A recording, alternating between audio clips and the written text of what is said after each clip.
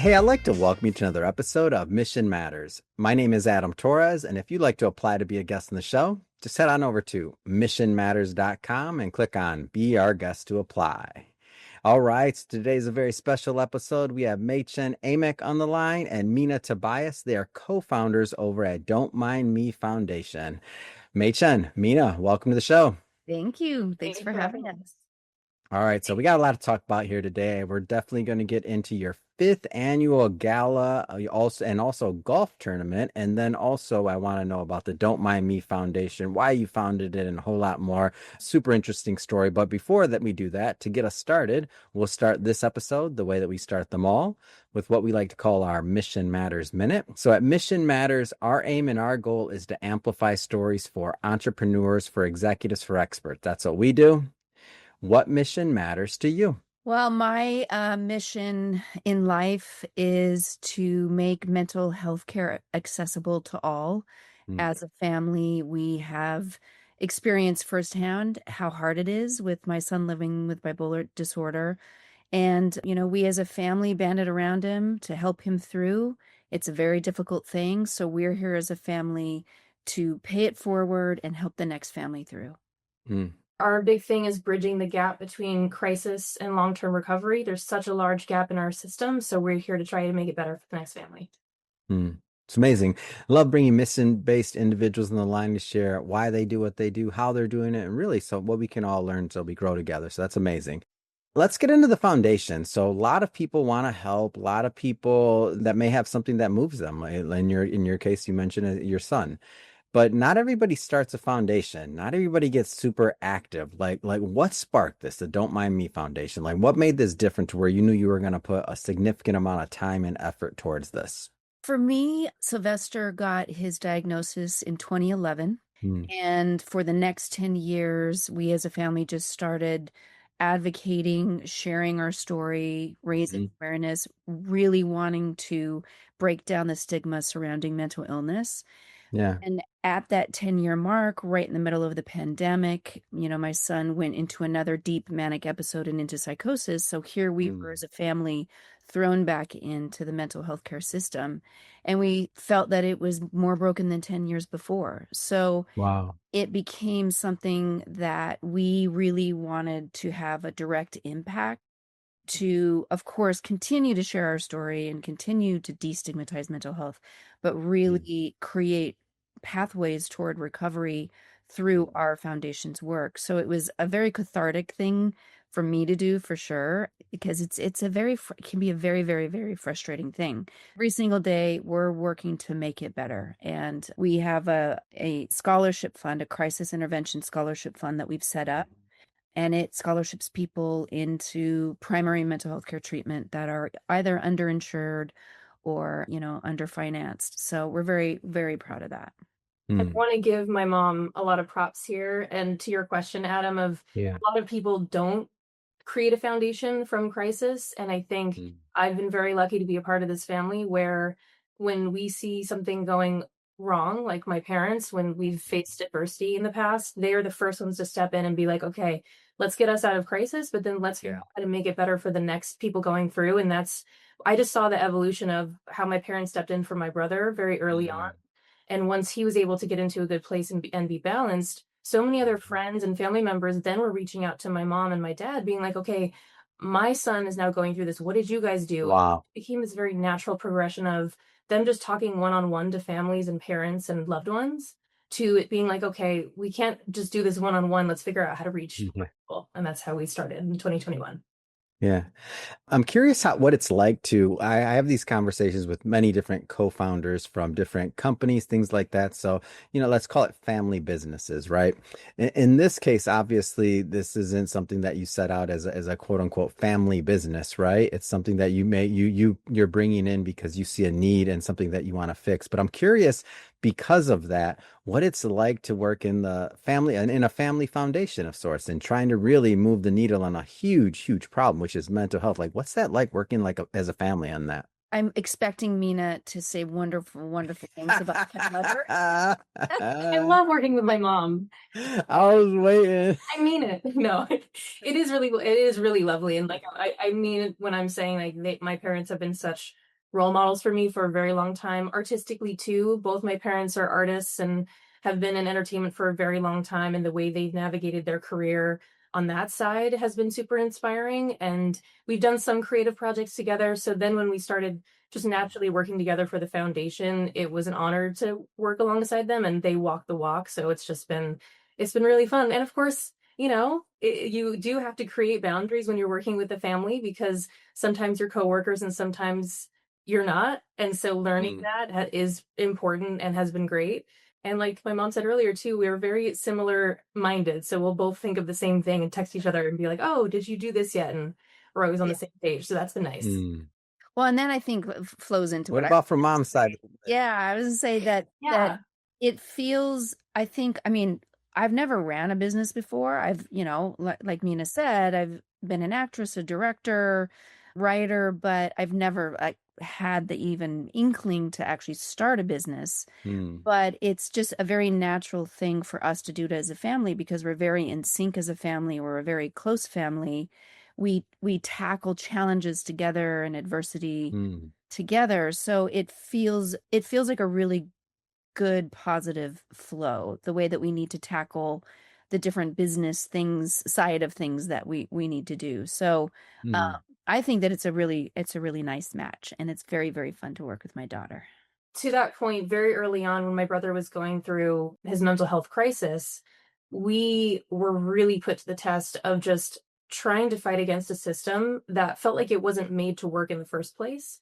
And to have such a difficult time as such a close family made us kind of have this light bulb moment that we're like, wait a second, if this is this difficult for us and we're super tight knit and open minded and supportive of each other, and we'll figure this out, we can see how families are torn apart constantly by mental health crisis.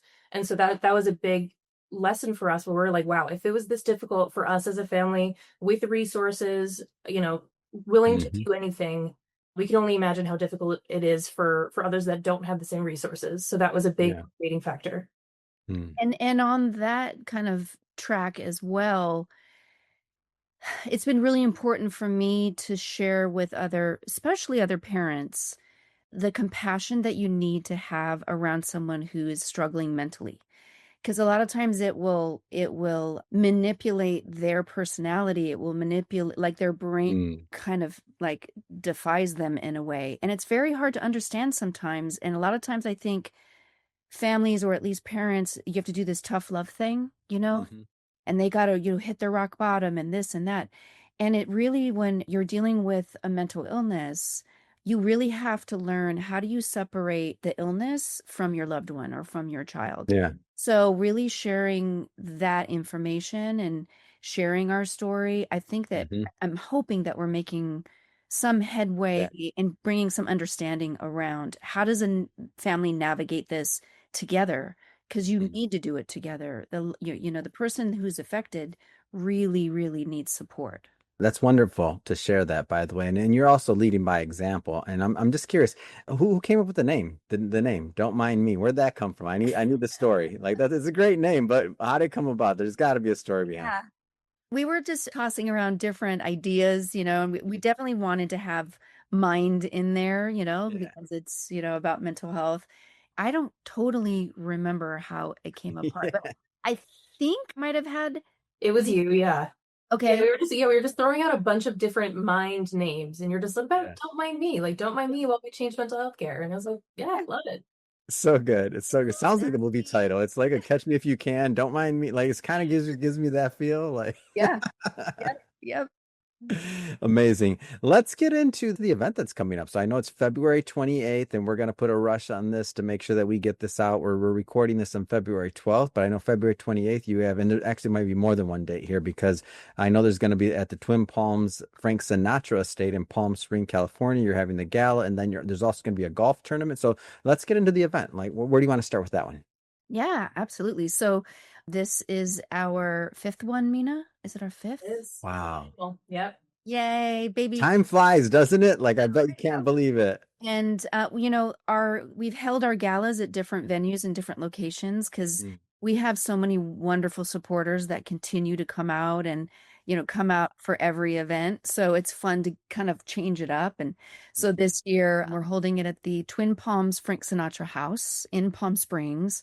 It's an iconic house, legendary. So many things went down there, lots of great partying and and so we're holding the gala there, February 28th. It's a Saturday from 2 to 6. And then the next day is our golf tournament, and we're holding that at Seven Lakes Country Club in Palm Springs. It's a really beautiful executive golf course and lots of beautiful architecture. The Cody, the clubhouse was built by William Cody. So it's, still a lot of like mid-century legendary atmosphere for people to come and have fun and support the work that we're doing with the foundation.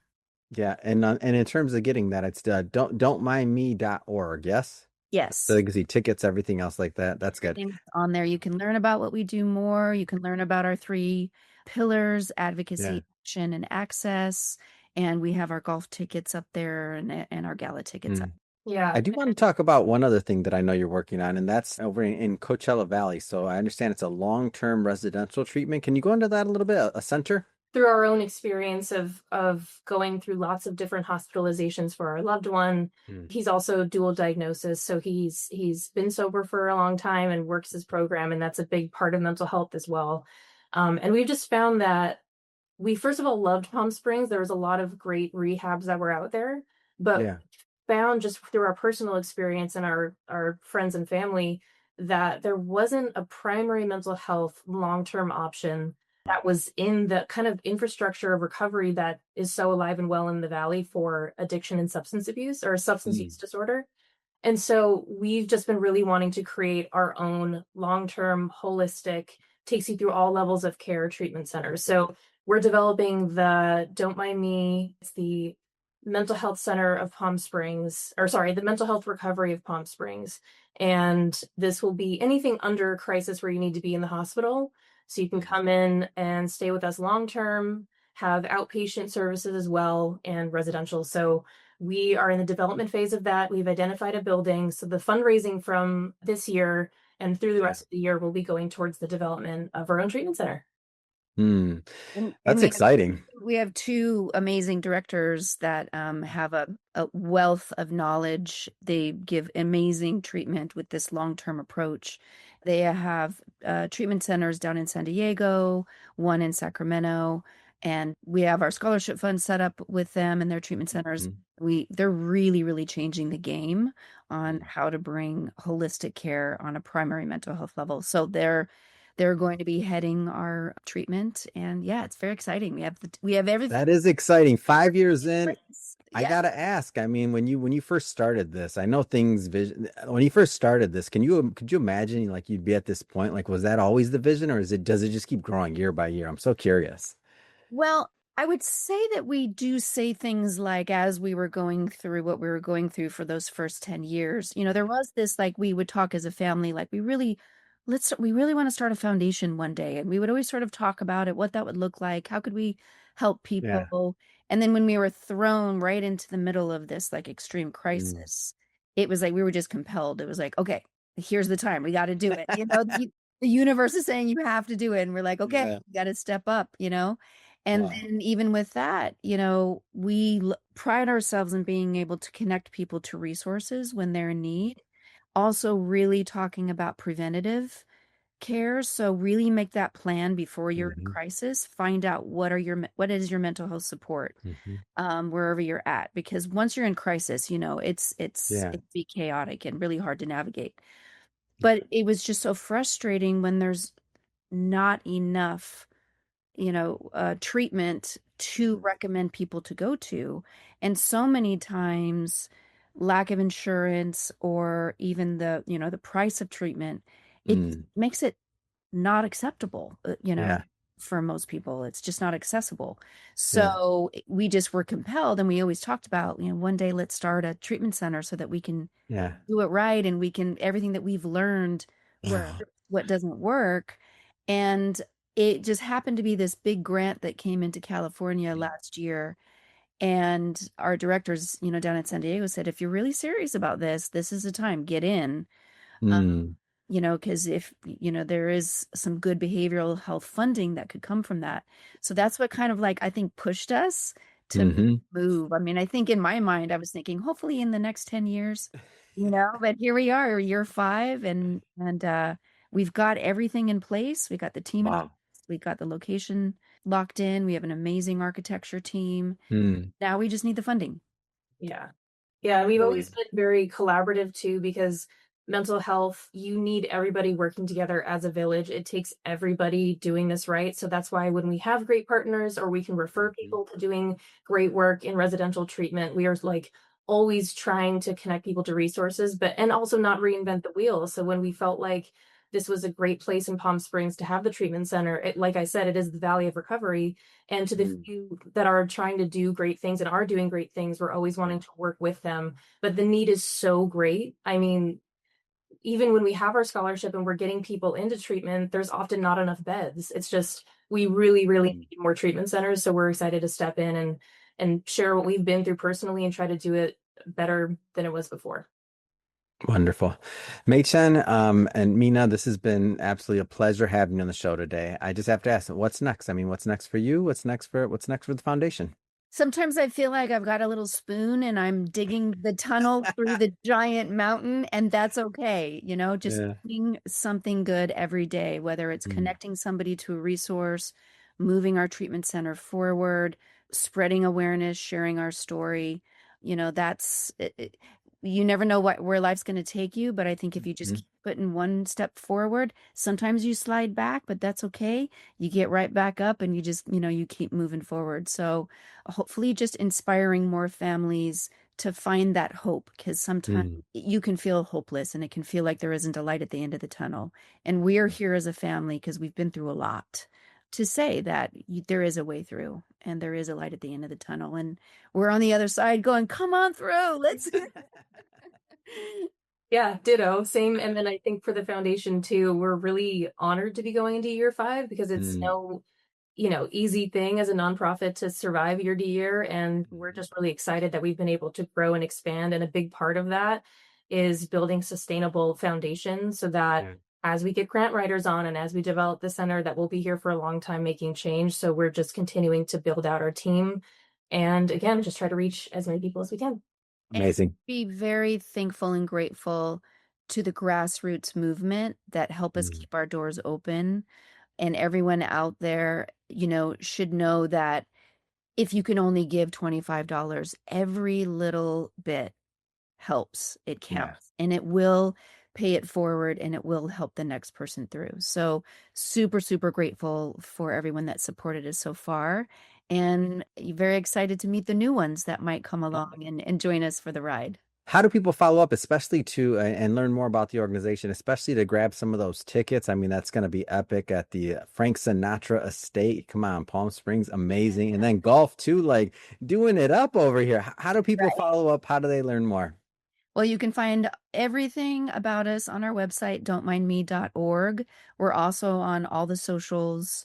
We're at Don't Mind Me on Instagram, on TikTok. Are we at Don't Mind Me on TikTok as well, Mina? We're Great. across the board Yep. on Come on, take that. Who on said you didn't? X, on Facebook, and we're constantly interviewing a lot of other Yeah. people with lived experience. So, come on our website, peruse around. Mhm. It links you to all the interviews that we've had and all of the wonderful honorees that we honor each year at our gala. So it's a lot of fun. It's a big community. Come get connected in. Amazing. For everybody listening, just so you know, we'll definitely put some links in the show notes. So you can just click on the links, head right on over and grab your tickets. And speaking of the audience, if this is your first time with Mission Matters and you haven't done it yet, hit that subscribe or follow button. This is a daily show. Yes, you heard me right. Each and every day, we're bringing you new content, new ideas, and hopefully new inspiration to help you along the way in your journey as well. So hit that subscribe or follow button. And Mina, Mädchen, it's been absolutely a pleasure. Thank you so much for coming on. Thanks for having us. Yeah, thanks so much. This has been great.